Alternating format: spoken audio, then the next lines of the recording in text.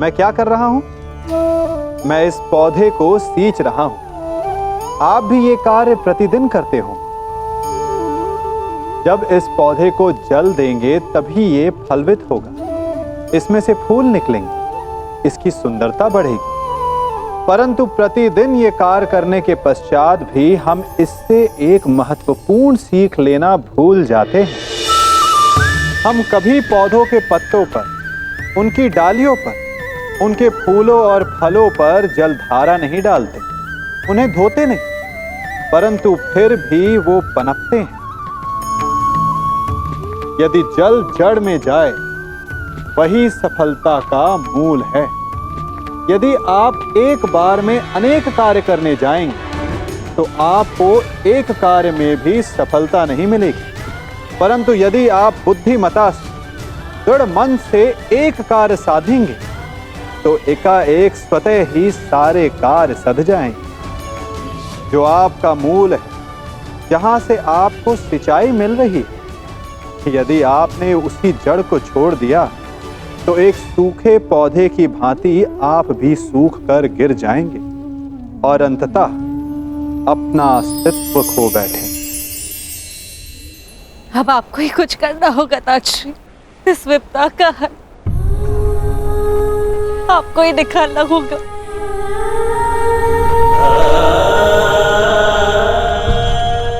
एक माता अपने कर्तव्य में चूक गई है।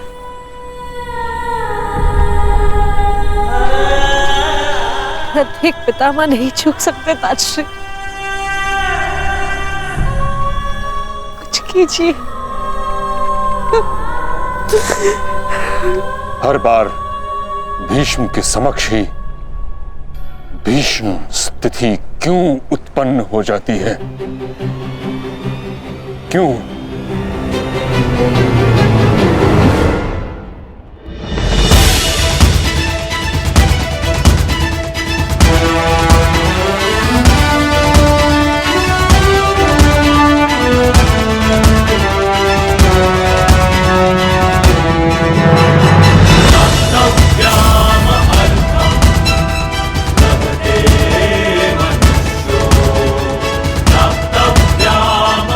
आप सभी को अपने अस्त्र शस्त्र मिल चुके हैं। अब आप लोग कहां कहां और किस व्यू में रहेंगे ये समझ लीजिए। ये कुरुक्षेत्र है और हमारे सामने होगी कौरव सेना। हमारी सेना का दायां पक्ष मैं संभालूंगा और बायां पक्ष महाबली भीम, और मध्य में होंगे गांडीवधारी अर्जुन। और कौरवों की सेना में द्रोणाचार्य, अश्वत्थामा, कर्ण, दुर्योधन जैसे महारथी होंगे, और सबसे आगे होंगे महाबली, इच्छा मृत्यु के वरदानधारी भीष्म।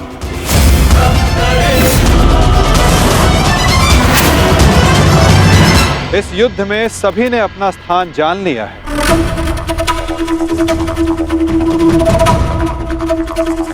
अब तुम सुनो पार्थ, तुम इस युद्ध के, इस सेना के सबसे महत्वपूर्ण भाग में हो, और युद्ध की अलिखित नीति यही है कि प्रारंभ निर्णायक होता है, और एक कुशल और विजय प्रारंभ न केवल सेना का मनोबल बढ़ाता है, अपितु उसे विजय की ओर भी लेकर जाता है।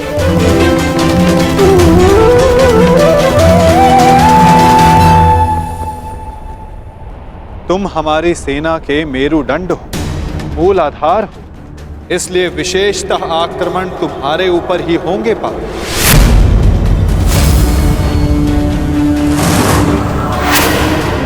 और युद्ध में तुम्हारे समक्ष खड़े होंगे तुम्हारे पितामह परशुराम शिष्य महामहिम भीष्म, जो कौरवों के सबसे बड़े बल है। और कूटनीति यही कहती है कि यदि आधार को गिरा दिया जाए तो इमारत को गिरने में ज्यादा समय नहीं लगता। और महामहिम भीष्म कौरव सेना के आधार हैं।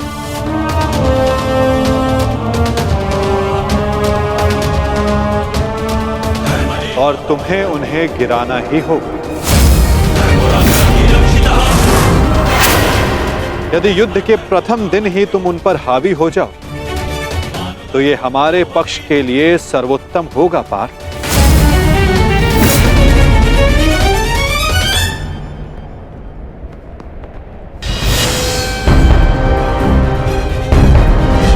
तुम्हारे पुत्र हस्तिनापुर की रक्षा बनेंगे, यही इनका कर्तव्य है और यही नियति है।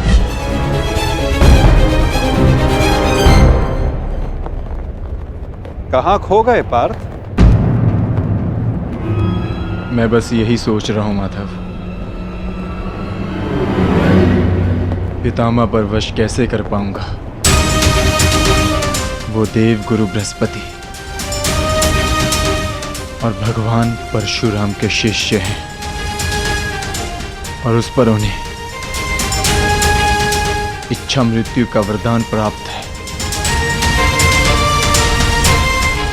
ऐसे विकट योद्धा को कैसे पराजित कर पाऊंगा मैं? कैसे रोक पाऊंगा मैं उन्हें? उत्तम, अति उत्तम, बधाई हो पार्थ। तुम तो महाभारत का युद्ध प्रारंभ होने से पूर्व ही पराजित हो गए।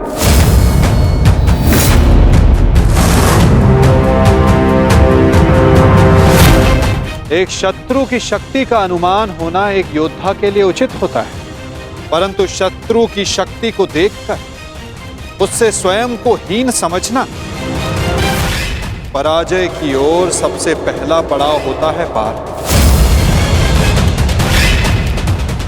कुरुक्षेत्र में तुम्हारे विरुद्ध खड़ा प्रत्येक योद्धा तुम्हारा शत्रु है पार्थ, जिसका तुम्हें वध करना है।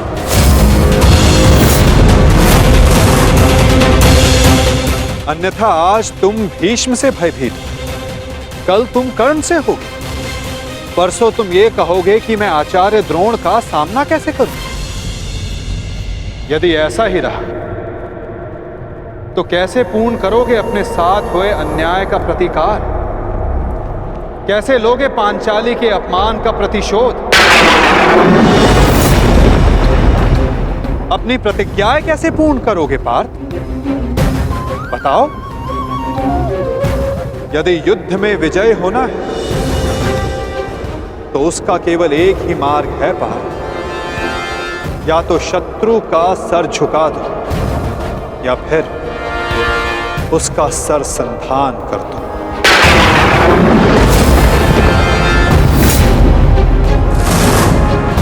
यदि तुम्हें इस धर्म युद्ध में विजय पानी है तो तुम्हें अपने पितामह का सर झुकाना होगा।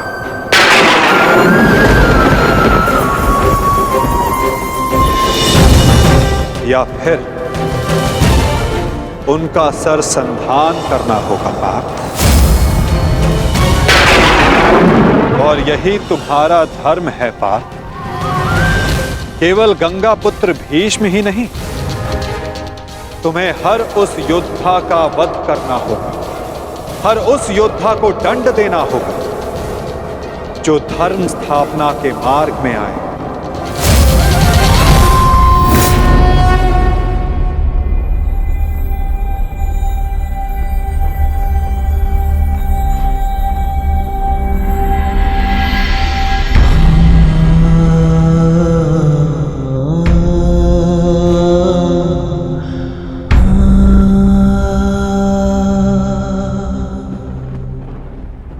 क्या हुआ पार्थ? तुम इतने विचलित क्यों हो? कुछ नहीं माधव।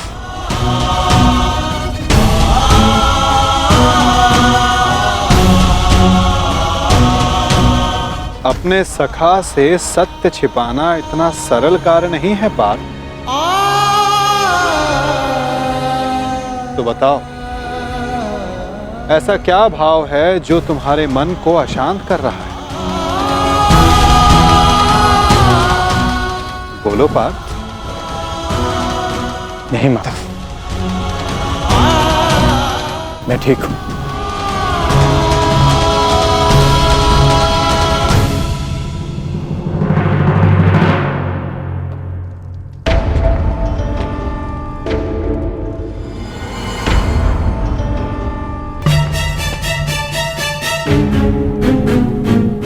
सब पहुंच गए।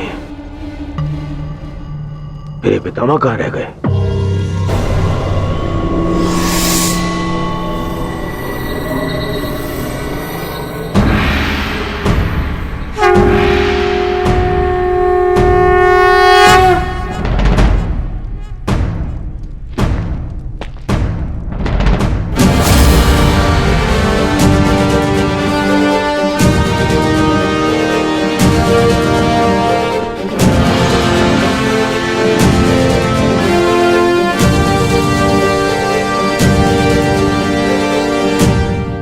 सभा आरंभ की जाए।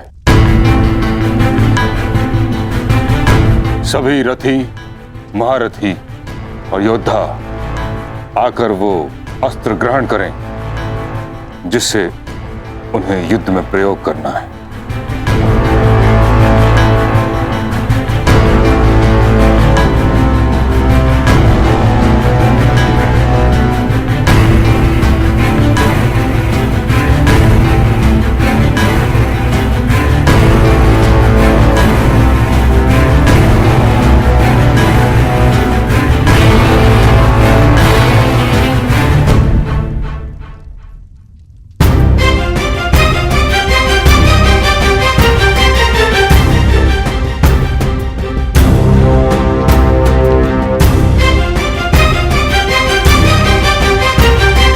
प्रणिपात महामहिम।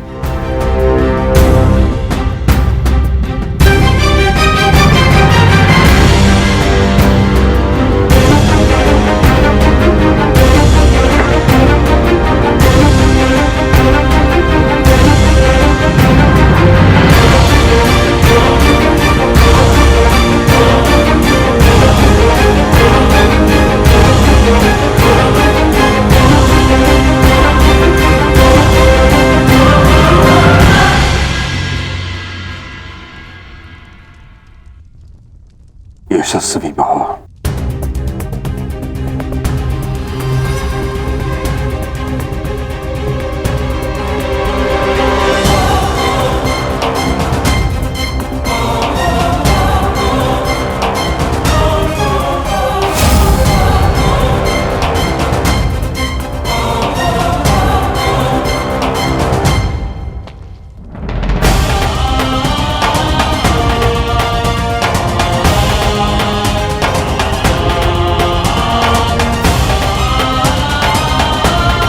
प्रणिपात महामहिम।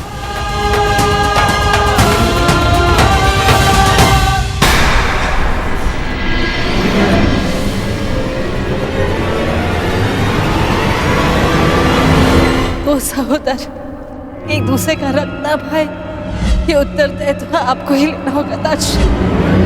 रण की रक्षा केवल आप ही कर सकते हैं।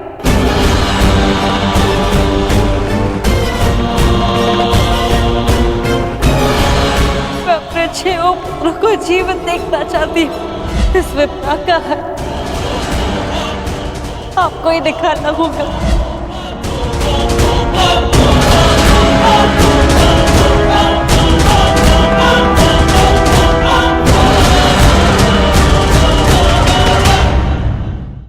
मेरा शस्त्र महामहिम। क्या हुआ पितामह?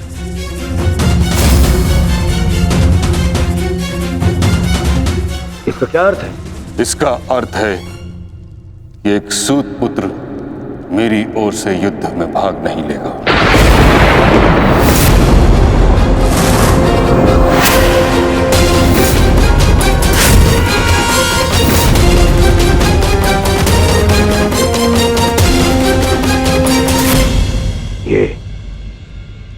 ये क्या कह रहे हैं आप पितामह? आप भूल रहे हैं, वर्षों पहले मैं अंगराज को राजा घोषित कर चुका हूं। उसके कर्म को, उसके जन्म से प्रधानता दे दी आपने। कर्ण ने मेरे लिए दिग्विजय प्राप्त की है।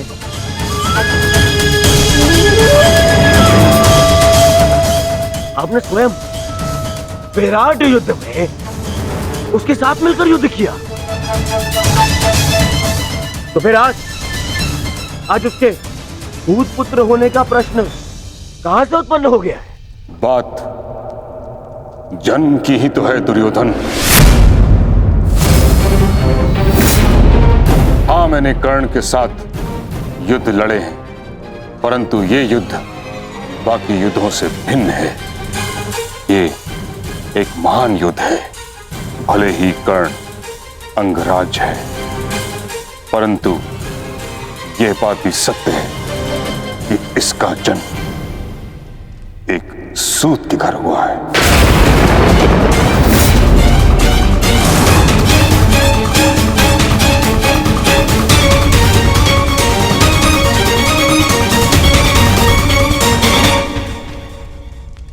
मैंने सदा इस पल की प्रतीक्षा की है जब मैं ये सिद्ध कर सकूं कि जीवन जन्म पर नहीं, कर्म पर निर्भर होता है।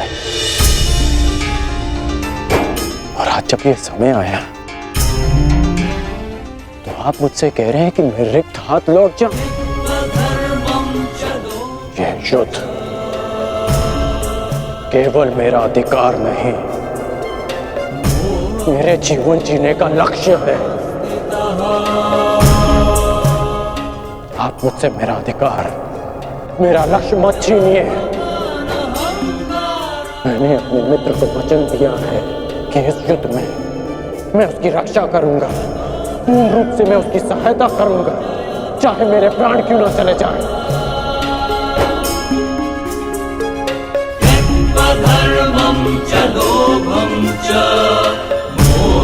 और आप मुझसे कह रहे हैं कि मैं इस युद्ध में सम्मिलित ही नहीं हो सकता।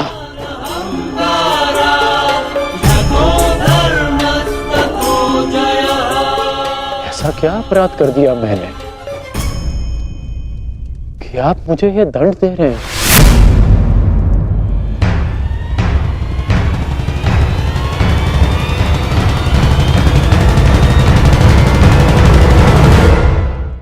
ऐसा क्या अपराध कर दिया मैंने कि आप मुझे ये दंड दे रहे हैं?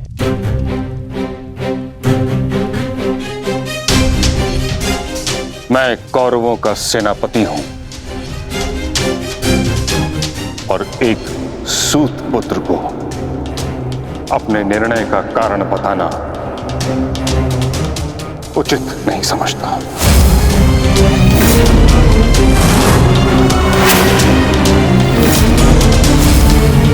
और ये मेरा अंतिम निर्णय है कि जब तक मैं युद्ध भूमि में हूं तब तक कर्ण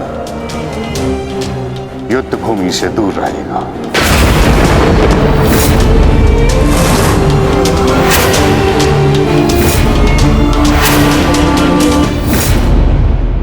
ठीक है बेटा, कर्ण को उत्तर देना या ना देना आपका अधिकार है, परंतु एक सेनापति का कर्तव्य भी है और धर्म भी कि वो अपने युवराज के हर एक प्रश्न का उसे उत्तर दे। तुम्हारा पितामह होने के नाते मैं इस प्रश्न का उत्तर देना उचित नहीं समझता।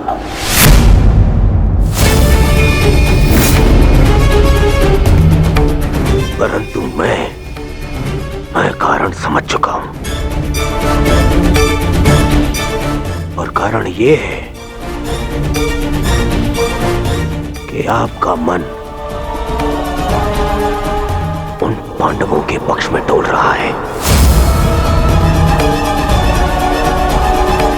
उन पांडवों के प्रेम में आपकी प्रतिज्ञा दुर्बल हो गई है। विश्वासघात कर रहे हैं आप हमारे साथ, विश्वासघात। दुर्योधन,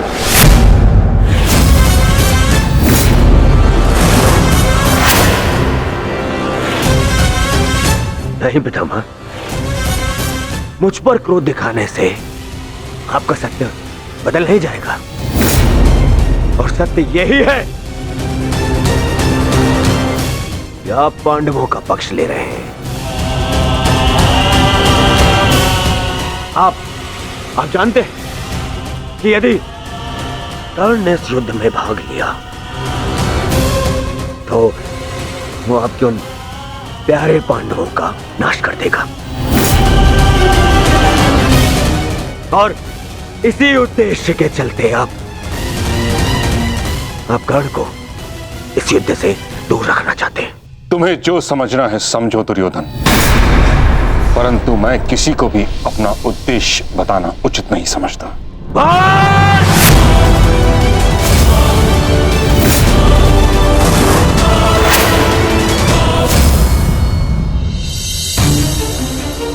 बहुत हो गया पितामह, बहुत हो गया। अब आपको अवकाश लेने की आवश्यकता है। बूढ़े हो गए हैं आप।